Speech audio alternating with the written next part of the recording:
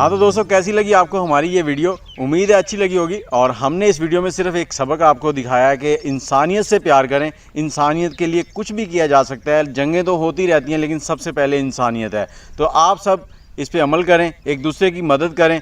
और इसके साथ ही मेरी टीम खड़ी है, जिसमें मेरे 2 मेंबर मेरे साथ हैं और हमारा कैमरामैन जो है वो पीछे शूटिंग कर रहा है। और हम सबको सपोर्ट करने के लिए हमारे चैनल को सब्सक्राइब कर लें। चैनल का नाम मेरे साथी मेरे साथ मिलके बोलेंगे, फिल्टर फिल्म को सब्सक्राइब कर दें और लाइक ज़रूर किया करें। शुक्रिया।